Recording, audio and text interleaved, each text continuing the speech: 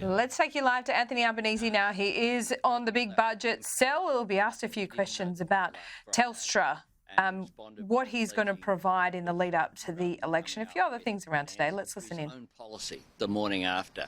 We know that it's just over 1,000 that would impact. Compare that with this one project on this one site. 400 homes right here. This is how you actually get serious policy done, by having a housing policy. And our Homes for Australia policy, $32 billion, stands in stark contrast to what Peter Dutton has said. Did he announce a single dollar for new housing in his budget reply? No, he did not. That stands in stark contrast to our Housing Australia Future Fund announcement, $10 billion we did in our budget reply. Alternative governments need to come up with serious alternative plans that have dollars allocated to them. We did that on cheaper childcare, Housing Australia Future Fund, Rewiring the Nation plan, new energy apprenticeships, National Reconstruction Fund. Fully costed plans put forward, worked through in opposition. We did the hard work so that we could hit the ground to repair 10 years of neglect. The housing sector was neglected under the former government. We're getting on with fixing it. But do you agree with the statement?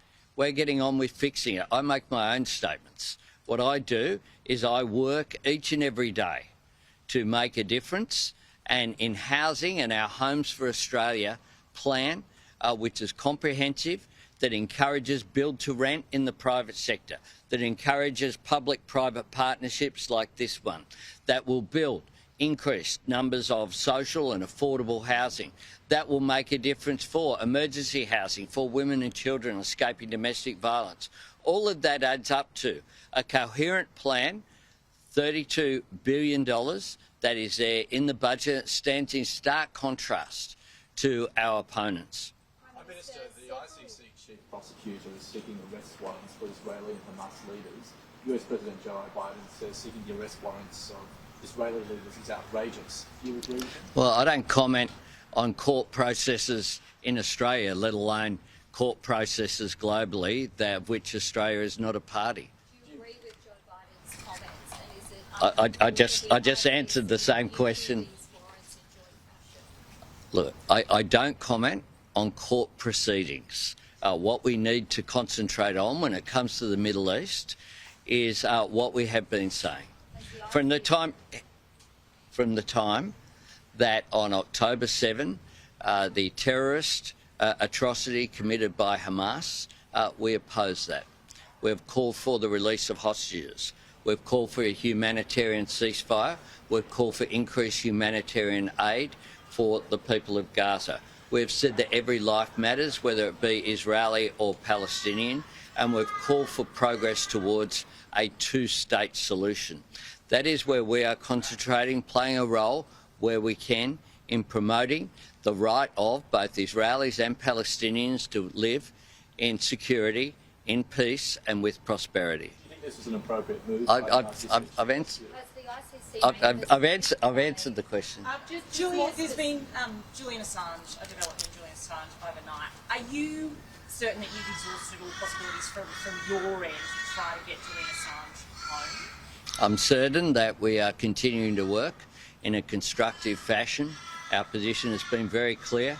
Same position I had as opposition leader I've had as Prime Minister, which is enough. There's nothing to be served by the ongoing incarceration of Mr Assange, and we continue to work very closely to achieve that outcome. Treasurer, Telstra is sacking almost 10% of its workforce this morning, going to replace them with AI. What can you do as Treasurer to ensure that the safety of Australian jobs are not at risk? Well, I think this is a very distressing day for a lot of people who've received this bad news today from Telstra.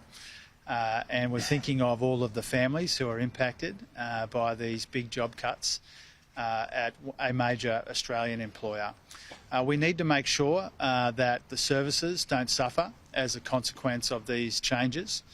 And we will be seeking advice from the ACCC about some of the claims that Telstra is making about their new pricing strategy and the role of the NBN.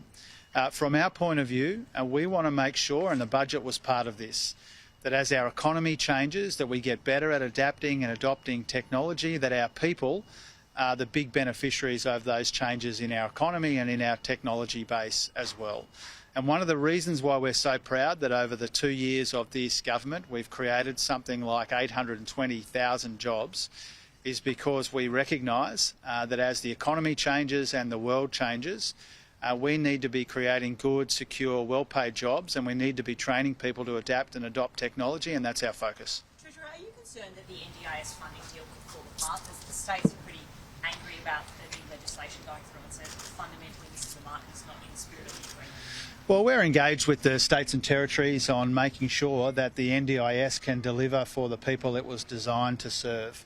And the Prime Minister, and I pay tribute to him, Minister Shorten, myself and others, have been engaged for some time in a conversation with the states about how we make that possible in the context of the way that funding for the NDIS has had to grow.